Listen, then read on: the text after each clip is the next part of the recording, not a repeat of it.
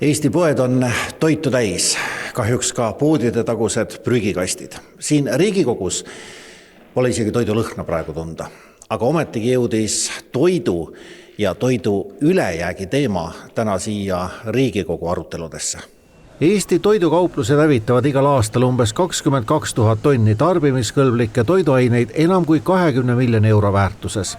Soovime, et võetaks vastu seadus, mis keelaks poodidel sellist toitu lihtsalt ära visata ja teeks kohustuslikuks abivajajatele annetamise. Sellise tekstiga rahvaalgatusele kirjutas alla 1269 inimest ja täna arutas pöördumist Riigikogu maaelukomisjon. Mida siis kõige enam ära visatakse? Kauplustel läheb päris palju raisku puu- ja köögivilja, et see plekid tulevad peale või mädanik või hallitus, et siis sellised asjad. Ja valmis toit on hästi suur kategooria, et seda võib siis müüa päeva lõpuni ja pärast seda siis tuleb kas siis annetada või ära visata. Ja teistest kategooriatest, kala on näiteks selline värske kala, kus on väga raske prognoosida, et kas inimesed tahavad seda siiga või ahvenut või räime parasjagu osta, et seal on päris selline suur risk. Põllumajandus- ja Toiduameti esindaja nendib, et küsimus on toidu ohutuses. Kuigi on olemas võimalus annetada, siis toidu käitlemine ja ohutuna hoidmine on seotud väga täpsete reeglitega.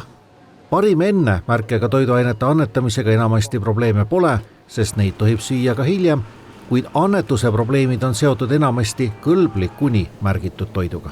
Kõlblik kuni tähistus, mis siis märgib, et selle kuupäevani on tootja taganud toote ohutuse, kui on täidetud teatud tingimus, näiteks temperatuur. Ja küsimuse all ongi, et kuidas siis saaks kõlblik kuni märgistusega tooteid edasi siis annetada. Siin aga põrkub teooria reaalsusega, nentisid müüjad. Kõik jaeketid annetavad praegu toitu, mitte kogu toitu.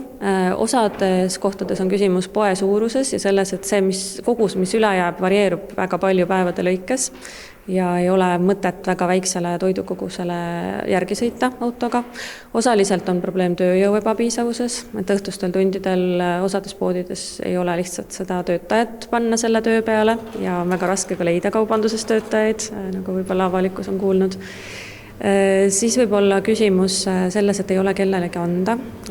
Igal pool ei ole selle külma auto suutlikkusega siis organisatsiooni, kes suudaks sellele toidule järgi tulla. Meil on Põllumajandus- ja Toiduameti koostöös siis ka ministeeriumitega koostatud ohutu toidu annetamise juhend, kus on näiteks välja toodud, et kõlblik kuni toitu saab ka selle viimasel kuupäeval külmutada nii kaupluses kui ka siis toidupangas, kui soovitatakse seda edasi näiteks annetada. Et ohutuse vaates on oluline tagada, et see toit, mis jõuaks ka abivajajani, oleks ohutu. Tõsi olevat aga ka see, et toidu äraviskamise probleem järjest väheneb ka ostjate poole pealt.